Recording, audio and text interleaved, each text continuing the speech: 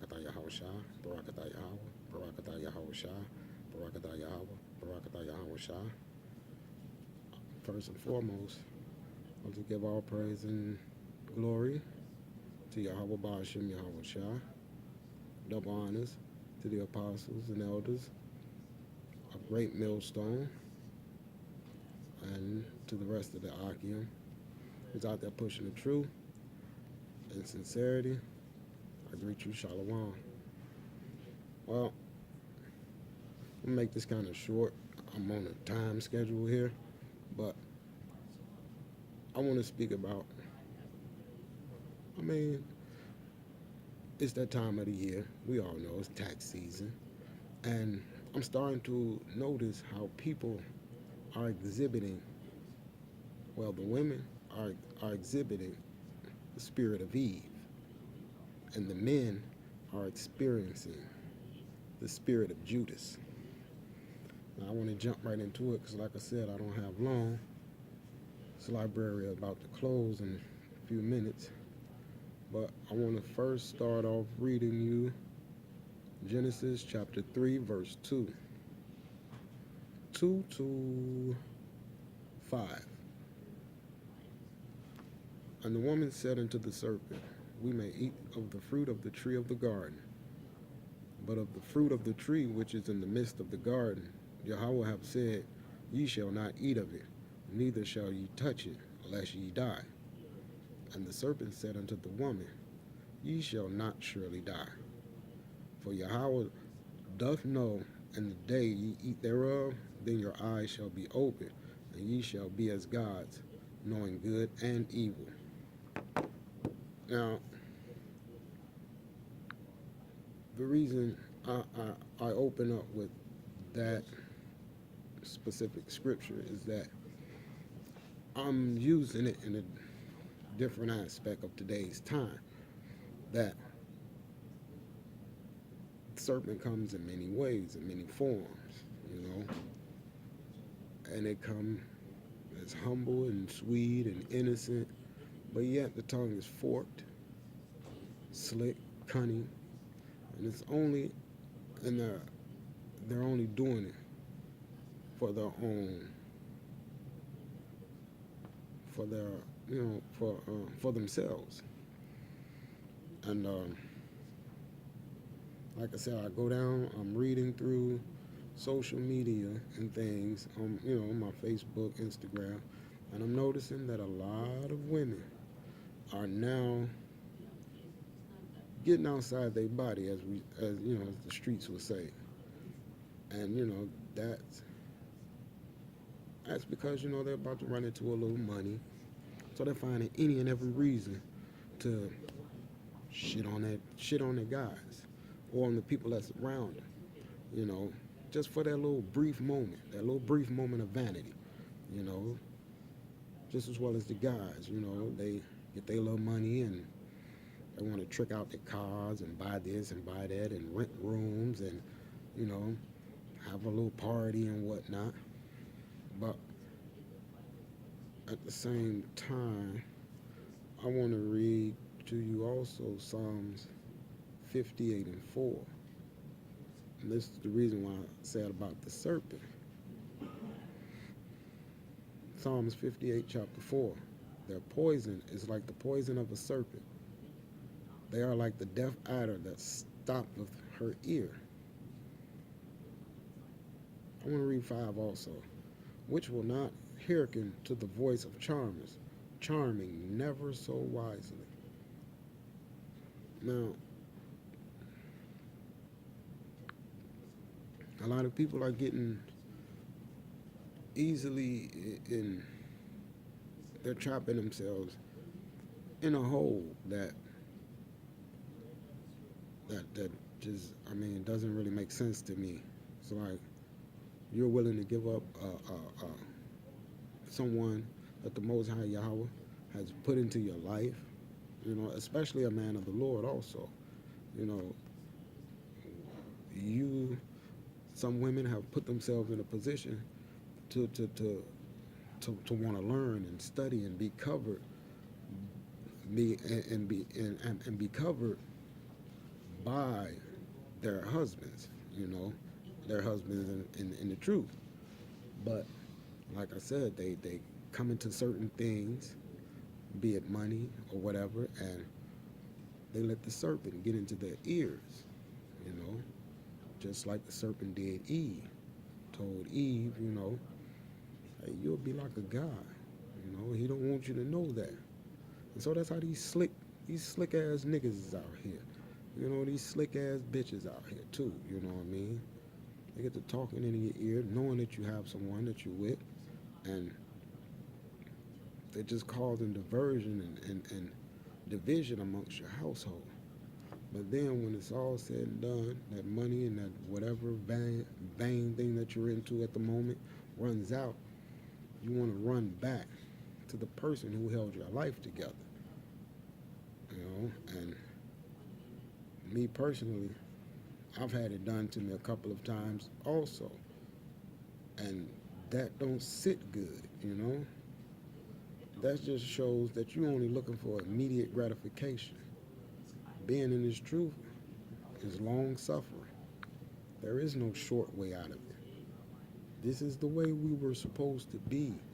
And if we don't get out here and do our works and continue to keep the law, statutes, and commandments that the Most High Yahweh Bashem Yahweh Shai has given us, then everything that you think that you're doing or trying to accomplish will fail. Now, don't get me wrong. Sometimes even the brothers, even the Akims, you know, we may slip and fall, but we get back up, you know. I just had the scripture in my mind, but I'll paraphrase that it says, a just man shall fall 7 times, but he will rise again. But the wicked shall fall into their iniquities. In other words, the wicked is not going to try to get themselves up, you know. And for those who's out there who came into the truth, even as a babe, a novice, not really knowing anything, and you started putting yourself into it, and you're getting yourself ready and prepared to walk this walk, and you confess to the Most High that you're ready, and then you walk away, He's going to destroy you, you know. And I constantly tell people that, you know, throughout my years, that that's one thing I can say. I'm going to always try, no matter how many times I fail. I mean, even at this moment, I'm kind of going through things, but it's never going to stop me from trying, you know, keep it going.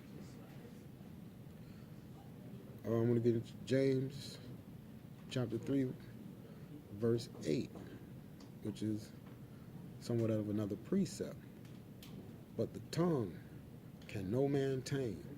It is an unruly evil, full of deadly poison.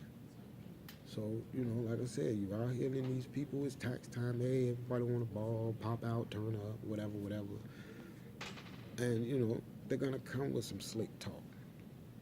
Words that are coat your heart and makes you want to, yeah, I want to do this. I haven't done this in a long time, or I never done it before either. So, you know, and they fall into that trap. And then, when they fall so deep, they can't understand how hard it is to come back from that. And that's what happened to us a lot. Even in our yesteryears, where our forefathers started to adopt other doctrines, other ways and customs that another nation, be it heathen nation, pagan nation, whatever, you know, and start to adapt to their ways and their likings and their beliefs. And that what got us our curses in Deuteronomy chapter 28, the whole chapter, which in turn that'll show you if you are truly an Israelite. Because if you're not falling under those curses, you're not an Israelite. But if you if you notice, if you read all of Deuteronomy 28, and you start to check off things that you know that you're falling into, then you are an Israelite. And you need to come home back to Yasharala, man, to the law, statutes, and commandments of Yahweh Ba'ashem Yahweh Shai. Because like one of the other Akim said, another brother has said that we must live as if every second is the 11th hour. We can't waste any time. So I can't sit back and put my salvation on the back burner because this person wants to pop out, turn up for a minute. No, you go ahead, because those type of spirits will bring you down. You're trying to please this person because you're sharing your life with this person, and you don't want to who wants to have a rough life? You go home, your girl or your guy nagging all the time, bitching to you. No one really wants that. So a person will sit back and take from themselves to please others. I've done that my whole life, and I'm done. I'm trying, and I'm going to continue to try until Yahweh Shai cracks those clouds and come through and pass judgment on this wicked ass kingdom called America, Babylon the Great. I'm going to continue as if it's the 11th hour. And at first I was kind of timid, skeptical, but I don't care. I don't give a fuck about your opinion. I have to work on my own salvation because my salvation is more important than me trying to save you. But I will try. I can't save you, but I will try to bring forth this message that Yahweh Ba'ashem Yahweh Shai wants us to know, wants us to get back to them scriptures, to the law, statutes, and commandments, to live righteously so we can inherit our kingdom and get the hell up out of this wicked piece of shit of a kingdom. I want to read Psalms 57 and 4.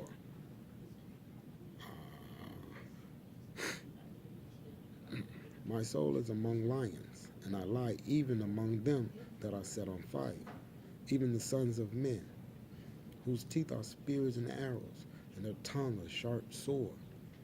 See, right there shows you. I mean, how many times, for us Akians back in our carnal days, how many times we let someone else, sweet talkers, and I use that word loosely, sweet talkers, into doing something we knew in our spirit and in our heart that's not what we do.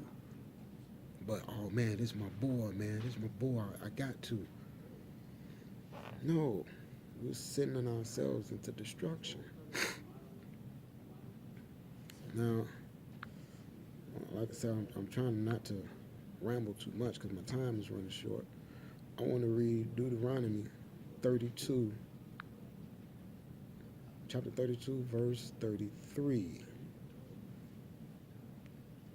Okay.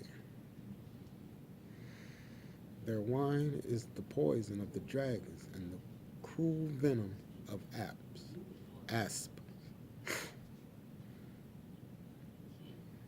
I mean, man, it's the poison of dragons. I mean, what good are you going to get out of that? That's self-explanatory. And I want to close out with this last verse because I had 2 minutes left before they started shutting the place down. Matthew 26, chapter 26, verse 14 through 16.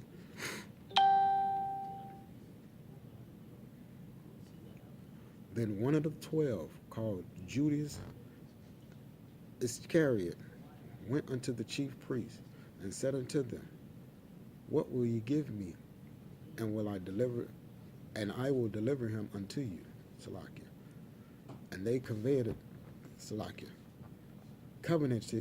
with him for 30 pieces of silver. And from that time he saw opportunity to betray him. Tax season, male or female, they seeing this covenanted 30 pieces of silver, your tax refund, and you just shit on people. But like the old cliche goes, the same person you walk on your way up, you will see when you go back down. And that's just that. Get back to who you are. Get out of this vain ass world, man. Because it don't mean it's no good. Look at it. How can you love a country where they promote homosexuality? They loving it. Legalizing child molestation and adult child relationships and things. How? Men wearing things that pertain to a woman and a woman wearing things that pertain to a man. You know, role reversal. Alienate the man out the home so the woman can be the man. That's not house order by Yahweh Bashim Yahweh Shai. That's not the order. Now, I'm not saying it in a bad way. The man runs the house. But he himself can step back and let the woman do her thing. If she wanna run around and do all the errands and cook, clean, and everything, that's cool. That don't mean he can't. He can take care of the home front. He can take care of the kids.